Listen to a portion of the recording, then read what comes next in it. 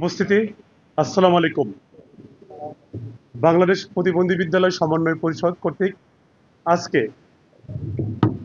23তম আন্দোলনের 47তম দিনে long March two যমুনায় যাওয়ার পথে আমাদের আইন শৃঙ্খলা রক্ষাকারী বাহিনী, বাংলাদেশ পুলিশ এবং সমাজ কল্যাণ মন্ত্রণালয় আমাদের বিদ্যালয়গুলোর স্বীকৃতি এবং এমপিও না দেওয়ার প্রতিবাদে আজকের এই সংবাদ সম্মেলনে উপস্থিত সম্মানিত সাংবাদিক ভাইরা, উপস্থিত আমার প্রাণপ্রিয় শিক্ষক শিক্ষিকা বৃন্দ, উপস্থিত সম্মানিত সুধীজন।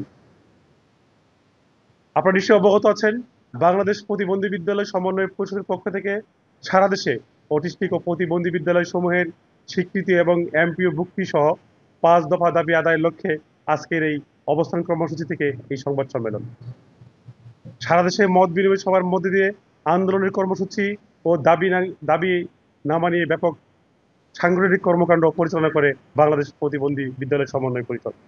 গত 20 ডিসেম্বর 2019 সালে সমাজ কল্যাণ মন্ত্রণালয় কর্তৃক প্রতিবন্ধী বিদ্যালয় সমূহের স্বীকৃতি এবং এমপিওর জন্য একটি প্রজ্ঞাপন জারি করে এবং অনলাইনে স্বীকৃতি এবং এমপিওর আবেদন গ্রহণ করে।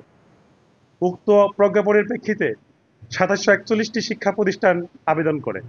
সমাজ কল্যাণ মন্ত্রণালয় কর্তৃক যাচাই বাছাইন্তে 1772টি অটিস্টিক এবং প্রতিবন্ধী বিদ্যালয় পরবর্তী নির্দেশনার জন্য প্রস্তুতি গ্রহণ করে। বিশেষ শিক্ষা নীতিমালা 2019-এর আলোকে আন্তঃমন্ত্রণালয়ের স্বীকৃতি এবং এমপিও কমিটি গঠন করে, যার কার্যক্রম অত্যন্ত ধীরগতির।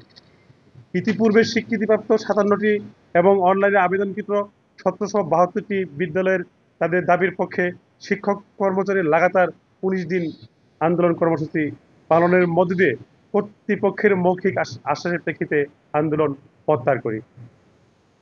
কোনো অগ্রগতি না হয় জাতীয় প্রেস ক্লাবের সামনে 21/7/2025 আমরা অবস্থান কর্মসূচি গ্রহণ করি।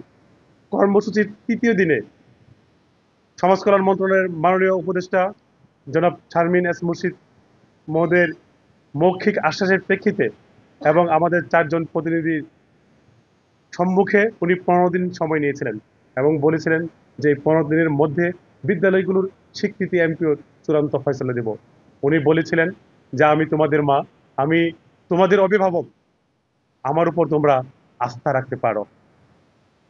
কিন্তু বিগত 3 মাসে কোনো সুরাহা না হয় শিক্ষক কর্মচারীগণ আবারও আগামী 26/10/2025 তারিখ হতে জাতীয় প্রেস ক্লাবের সামনে 23তম আন্দোলনের অবস্থান কর্মসূচি শুরু করে।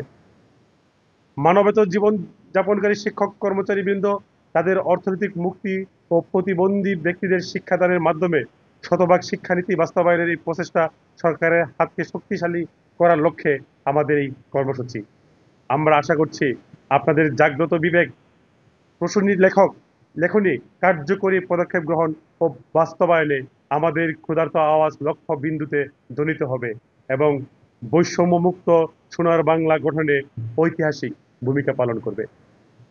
প্রিয় সাংবাদিক বৃন্দ, আপনারা নিশ্চয়ই অবগত আছেন আমাদের স্বীকৃতিপ্রাপ্ত প্রতিবন্ধী বিদ্যালয় 57টি, অনলাইনে আবেদনকৃত যাচাই বাছাই সম্পন্ন 1772টি, ম্যানুয়ালি আবেদন রয়েছে 209টি, ছাত্রছাত্রীর সংখ্যা প্রায় 7 লাখ, বঞ্চিত শিক্ষক কর্মচারী 63,000। আমাদের দাবিসমূহ অনতিবিলম্বে সকল বিশেষ শিক্ষা প্রতিষ্ঠান, অটিস্টিক ও প্রতিবন্ধী বিদ্যালয়সমূহ স্বীকৃতি এবং এমপিও ভুক্তি সুনিশ্চিত করতে হবে। সকল প্রতিবন্ধী বিদ্যালয়ের প্রতিবন্ধী বান্ধব অবকাঠামো সুনিশ্চিত করতে হবে। আমাদের সকল বিশেষ শিক্ষার্থীর শিক্ষা উপবৃত্তি ন্যূনতম 3,000 টাকা করতে হবে।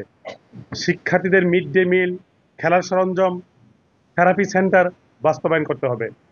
ছাত্রছাত্রীদের ভোকেশনাল শিক্ষা কারিকুলামের আওতায় কর্মসংস্থান সৃষ্টি এবং পুনর্বাসন সুনিশ্চিত করতে হবে এবং সকল চাকরির ক্ষেত্রে প্রতিবন্ধী কোটা নিশ্চিত করতে হবে। আপনারা নিশ্চয়ই অবগত আছেন আজকের এই 47তম দিনে আমাদের লং মার্চ টু যমুনায় ছিল।